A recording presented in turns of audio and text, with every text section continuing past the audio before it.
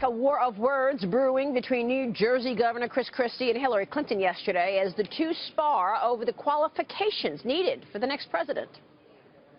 We cannot promote someone to commander-in-chief who has made the world a more violent and dangerous place with every bad judgment she's made. As to Hillary Clinton, the charge of putting herself ahead of America, guilty or not guilty? Joining us right now is Oklahoma Senator James Lankford. Good to see you, Senator. Thanks so much for joining us. What do you think is the most important quality required to be commander-in-chief? Well, let me add to what Chris Christie was saying. Hillary Clinton campaign has come out over and over again and said she is prepared because she's done foreign policy. And it begs the question, which foreign policy has she done and done well that everyone would say, great, let's do more of that? And Chris Christie really clicked through, whether it was Libya, whether it was North Africa, whether it's dealing with Israel, whether it's dealing with any area you want to go with. Find a country where we have a better relationship now than what we had 8 years ago. She's the one that led on the foreign policy issues for the first 4 years of this administration.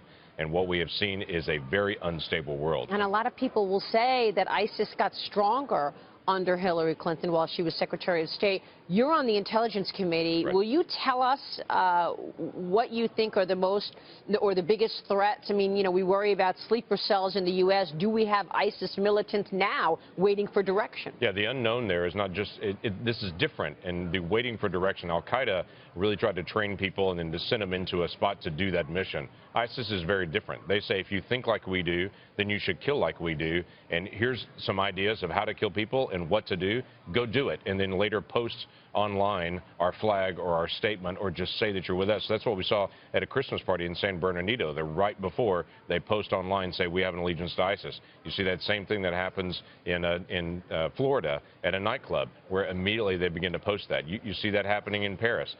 That's the issue. This is very different than creating sleeper cells. They're looking for people that ideologically believe like them, and they're challenging them to carry out attacks like them. Wow, that is scary.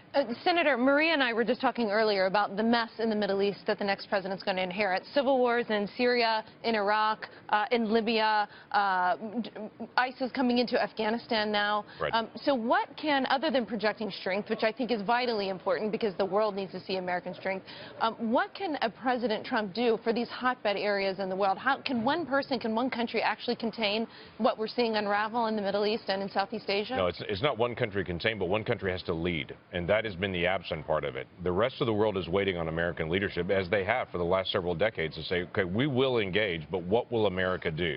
No one knows what America will do to be able to help protect the world and to protect basic freedoms that our Americans enjoy all over the world.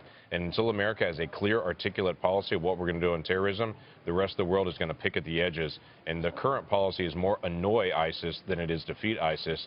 We have to have a strong position, say, this is what America is going to do. Come join us. Senator, we're 2 days down, 2 days to go in terms of the convention here. What have you not heard so far that you need to hear tonight and tomorrow night and that the American people need to hear? I think there'll be more conversation about policy. The first 2 days, quite frankly, there's all this conversation about disunity in Republicans. The one thing that unifies us is we all understand that Hillary Clinton and those policies and the current practice of the last 8 years, if we continue that again another 4 years, it's bad for the nation.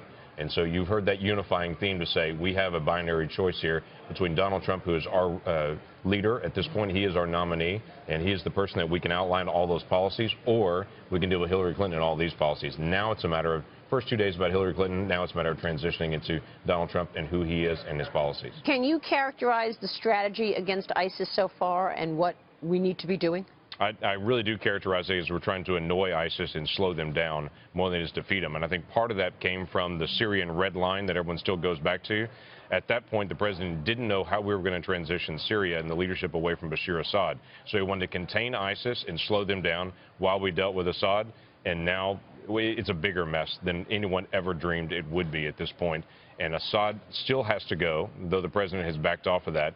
And we still have no real answer for ISIS. So until we can get a clear answer, here's what has to happen with ISIS, here's what has to happen with Assad, nothing changes. Yeah, and I know that a lot of our Middle Eastern friends are not joining the fight with us because they don't want to do it while Assad is in power. Right. And it's a very interesting thing to see the Jordanians actually going to the Russians and saying, we want to engage in this, and working with the Russians to do it when they should work with us as the natural ally. Yeah, and we should point out that's another thing that Hillary Clinton did. She did the reset. That's correct. With Russia. There you go. Senator, good to have you on the program. Thank you. Good to be here. Thanks so much. I want to thank Senator Lankford. Also